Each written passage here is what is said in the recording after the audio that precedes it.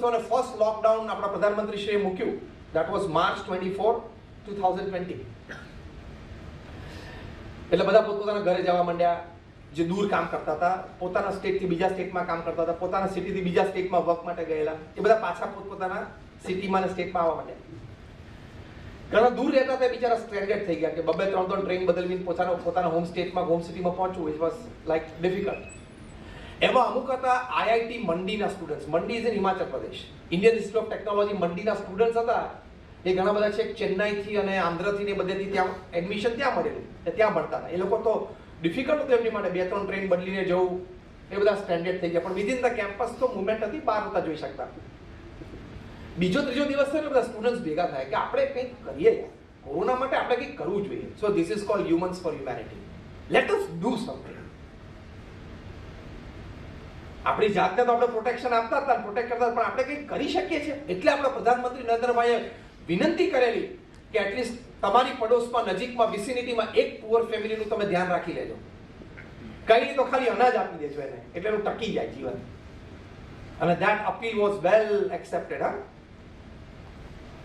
તો IIT મંડીના students એમ થયું કે લેટ્સ ડુ સમથિંગ. તો શું કરીએ કે ભારતમાં માસ્ક ઓછા બનતા હતા, PPE ઓછું બનતું હતું, વેન્ટિલેટર્સ ઓછા બનતા હતા. ત્યાં લોકો કીધું કે લેટ્સ મેક માસ્ક. નક્કી કર્યું સ્ટુડન્ટ, પ્રોફેસર, લેક્ચરર્સ, લેબ ટેકનિશિયન્સ બધા ભેગા હતા. તો કે માસ્ક બનાવીએ ચલો, પણ બનાવવું છે N95 ક્વોલિટીનો. તો જ બનાવ્યું કહેવાય. અને પાછું IIT માંથી બહાર આવવાનું એટલે પછી તો N95 ક્વોલિટી જ જોઈએ. પછી બીજો વિચાર કર્યો કે શેમાંથી બનાવવું. આ તો IIT બ્રેઇન હતું અને પાછું નવું કરવું હતું. એટલે લેટ્સ મેક એન્વાયરમેન્ટ ફ્રેન્ડલી. તો કે શેમાંથી બનાવું? તો કે વેસ્ટ મટીરિયલમાંથી. તો આપણા જેવા 2 જણા પાસે બેઠા હોય દોઢ ડાયા, એ કે વેસ્ટ મટીરિયલમાં ત્યારે માસ્ક બનાવવું છે? તને ખબર છે કે ઓક્સિજન લેવાનું, અને તારે વેસ્ટ મટીરિયલમાંથી બનાવવું છે? તો કે હા, વેસ્ટ મટીરિયલમાંથી, ઇકો ફ્રેન્ડલી. તો કે ચલો એની ઉપર આગળ ચર્ચા ચલાવો. તો કે શેમાંથી બનાવીએ?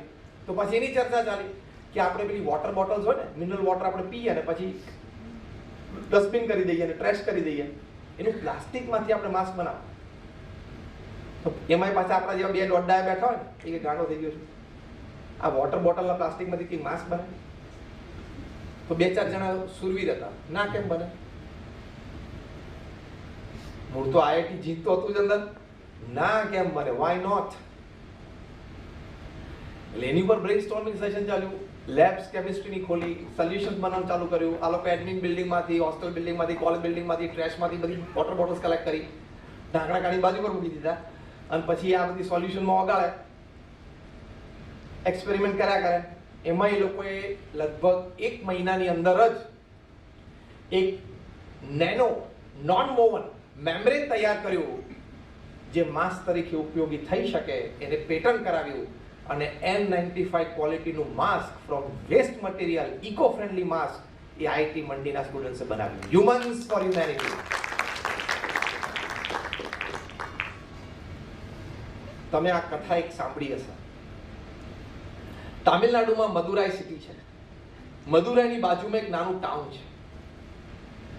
ફર્સ્ટ લોકડાઉન થયું ને ત્યારે ત્યાંથી બધા માઇગ્રન્ટ લેબરર્સ પાછા ઓરિસ્સા, બિહાર, યુપી બાજુ જતા હતા. ચાલતા જતા હતા. ઘણાને પગમાં ચંપલ નહોતા. જે કંઈ ઘર વખરી હતી એમાંથી ઇમ્પોર્ટન્ટ હતી એનું પોટલું બાંધી દીધેલું. ઘણા નાના છોકરા હતા.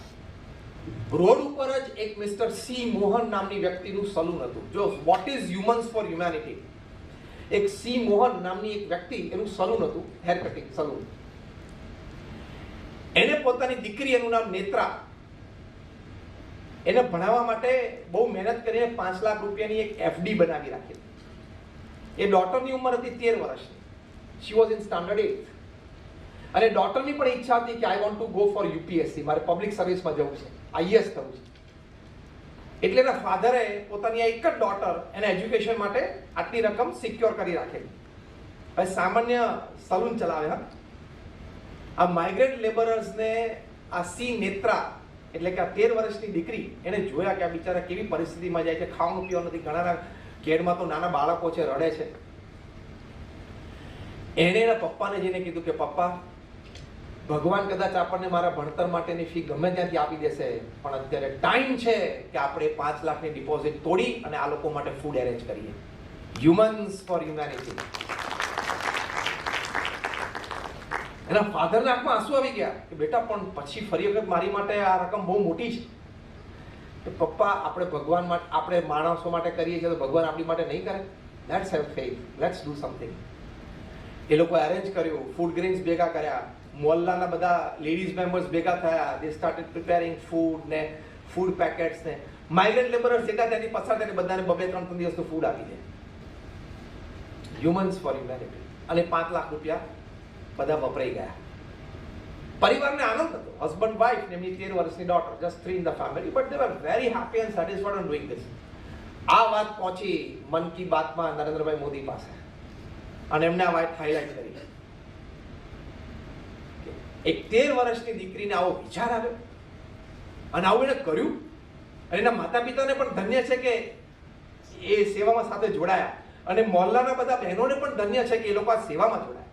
એટલે પ્રધાનમંત્રીશ્રીએ મન કી બાતમાં વાત હાઇલાઇટ કરી. ત્યાંથી એ વાત રિફ્લેક્ટ થઈ યુનાઇટેડ નેશન્સમાં. યુનાઇટેડ નેશન્સની જનરલ એસેમ્બલીમાં ડિસ્કસ થયું કે there is somebody, a girl of 13 by the name Netra in near Madurai, she did this. અને ત્યાં બધાએ ક્લેપિંગ કર્યું જનરલ એસેમ્બલીમાં. એટલે એ વખતે ઇન પર્સન નહોતું, વર્ચ્યુઅલ હતું જનરલ એસેમ્બલી, અને બધાએ ક્લેપિંગ કર્યું. અને ઇમિડિયેટલી રિઝોલ્યુશન પાસ થયું કે this 13-year-old girl must be made lifetime ambassador of United Nations program for poor upliftment. અત્યારે 13-14 વર્ષની દીકરી એ યુનાઇટેડ નેશન્સની લાઈફ ટાઈમ એમ્બેસેડર છે ફોર અપલિફમેન્ટ ઓફ પુઅર ચિલ્ડ્રન. એના પ્રોગ્રામ જે યુનોનો હોય એ પ્રોગ્રામમાં. અને અત્યારે યુનો તરફથી આખી વર્લ્ડમાં ટૂર કરીને પ્રવચનો આપે છે. અને તામિલનાડુ ગવર્મેન્ટે ઇમિડિયેટલી વ્યવસ્થા કરી કે જ્યાં સુધી ભણવું હોય, યુપીએસસી ભણવું હોય, બધો જ ખર્ચો તામિલનાડુ ગવર્મેન્ટ આપશે. એ દીકરીની શ્રદ્ધા સાચી કે નહીં કે આપણે માણસ માટે કંઈક કરશું તો ભગવાન આપણી માટે ચોક્કસ કરશે. This is humans for humanity.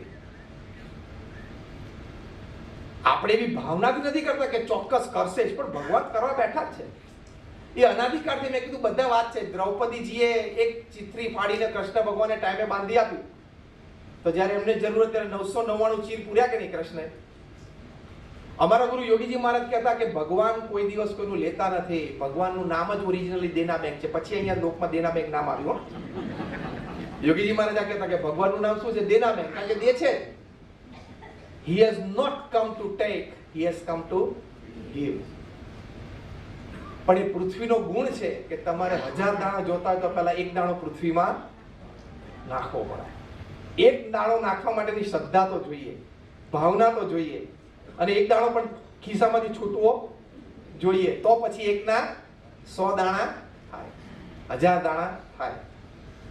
જો આવા પ્રસંગો તો અમે તમને ધારો કે તેજસ સોનવાને પોલીસ કોન્સ્ટેબલનો કહ્યું, ડોક્ટર સ્વરૂપ હેગડેનું કહ્યું, આઈઆઈટી મંડીના સ્ટુડન્ટ્સની વાત કરી, આ સી મોહન એમના દીકરીની વાત કરી. આવા તો ઘણા બધા પ્રસંગો તમે બધા પણ જાણતા હશો, વાંચ્યું હશે, જાણ્યું હશે. તો this is humans for humanity. At the right time when the society needs you and you don't put your first foot forward, you cease to be a human being. જ્યારે સમાજને તમારી જરૂર હોય ત્યારે તમે જો આગળ ના આવો તો તમે માણસ જ નથી. ભગવાન અહીંયા આપણે બધા બેઠા છે, આપણને બધાને સામાન્ય મનુષ્ય કરતા કંઈક તો વિશેષ આપ્યું છે. Yes or no? Just raise your hands if you say yes. આપણને બધાને ભગવાને સામાન્ય માણસ કરતા તો કંઈક તો વિશેષ આપ્યું છે ને. તેમાંથી આપણે 5-10% ના વાપરી શકીએ સારા કામ માટે, સારા મદદ માટે. તો એટલીસ્ટ 70-80 વર્ષે છાતી પર હાથ મૂકીને એક સેટિસ્ફેક્શન તો આવે કે ના, પૃથ્વી ઉપર આપણે ખાલી ધક્કો નથી ખાધો. That means I didn't live a dog life just for myself.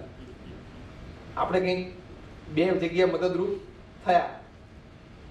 It is the duty of any honorable and enlightened citizen upon this earth that before he leaves this earth, he makes that small place where he lived a bit better than how he found it.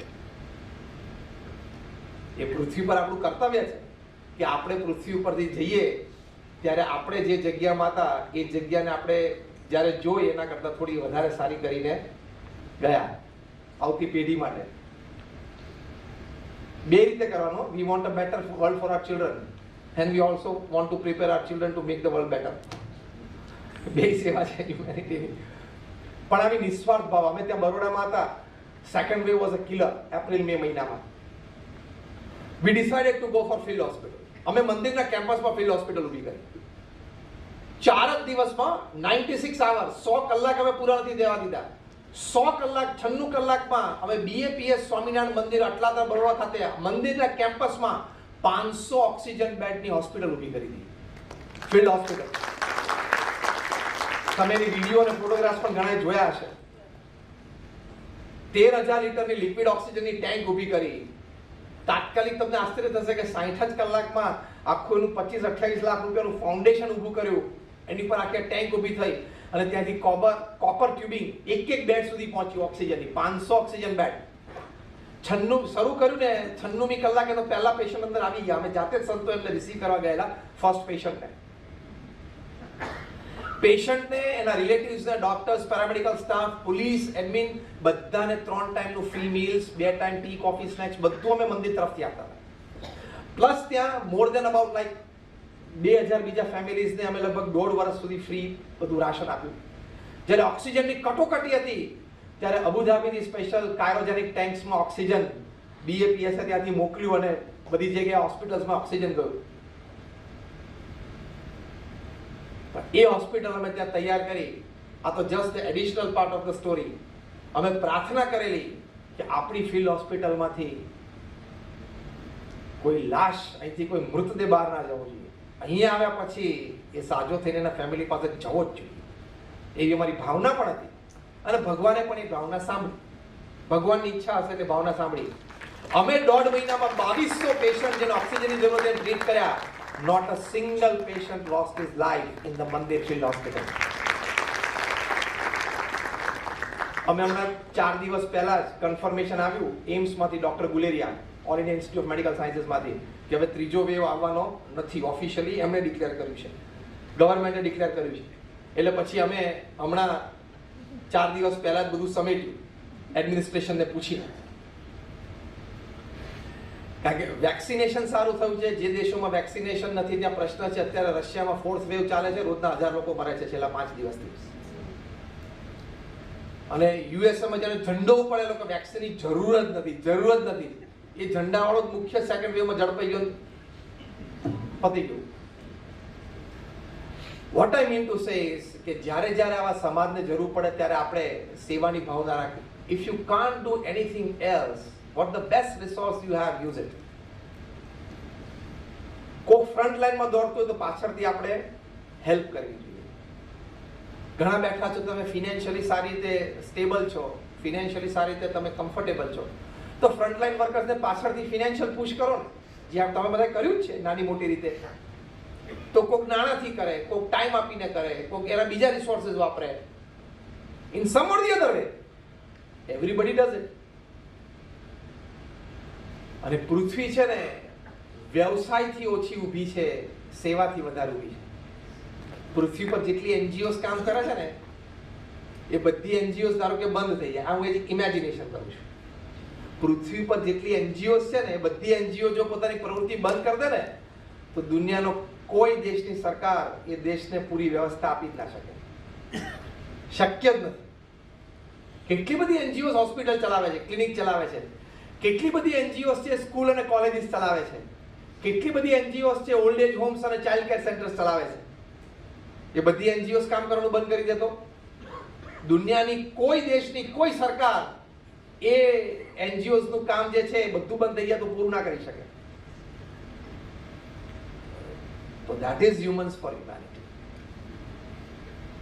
એટલે આવી ઘણી બધી વાતો છે. તમને હજી મને એક પ્રસંગ યાદ આવ્યો, છેલ્લો પ્રસંગ એને પૂરું કરું. અહીં મુંબઈમાં આઈ થિંક અંધેરીમાં જ કે કદાચ કોઈ બીજા સબબમાં એક વેરી પુઅર કપલ, એને એમ થયું કે યાર આપણે ખરેખર લોકોને મદદ કરવી જોઈએ. એમની પાસે ટોટલ ઘરમાં કેશ, જ્વેલરી, બેંક એકાઉન્ટ થઈને ટોટલ 1.5 લાખ રૂપિયા હતા. એમણે બધા 1.5 લાખ રૂપિયા વાપરી નાખ્યા. પુઅર કપલ, હટમાં રહેતા હતા, ઝૂંપડીમાં રહેતા હતા, પોતાનું બધું સર્વસ્વ વાપરી નાખ્યું. આ વાત રિફ્લેક્ટ થઈ. આમાં છે ને બ્યુઅન્સી કામ કરે, હા ખબર તમને? બ્યુઅન ફેક્ટર કામ કરે. તમે કોઈ વસ્તુને આમ ડુબાડો પાણીમાં, પાછું એ ઉપર આવી જાય છે ને. આપણે ભણ્યા છે ને ફિઝિક્સમાં, એમાં બિયોન્ડ ફોર્સ, એનાથી ઉપર આવી જાય. આવી સારી વાતો છે ને સમાજમાં બહાર આવે છે તો રિફ્લેક્ટ થઈ અને આનંદ મહિન્દ્રાને ખબર પડી કે આ કોઈ કપલે સામાન્ય ઝૂંપડામાં રહે છે, 2 જોડી કપડાં પણ સારા નથી, એ લોકોએ પોતાની જિંદગીની બધી કમાણી, કેશ, જ્વેલરી એ 1.5 લાખ રૂપિયા વાપરી નાખ્યા. ઇમિડિયેટલી આનંદ મહિન્દ્રાએ રિમ્બર્સ કરી દીધું અને એક્સ્ટ્રા પણ મૂક્યું કે હજી તમે આ સેવા ચાલુ રાખજો. એટલે the world is round, everything will come back.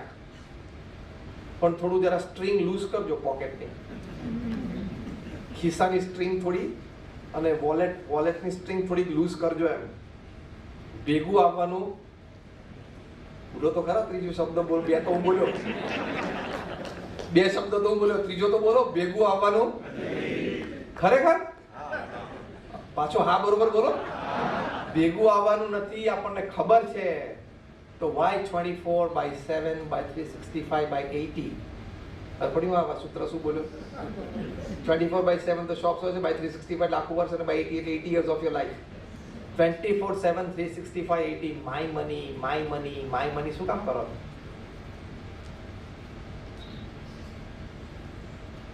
તો આપણે સારી રીતે માનવતાપૂર્વક સારી રીતે સેવા કરી શકીએ.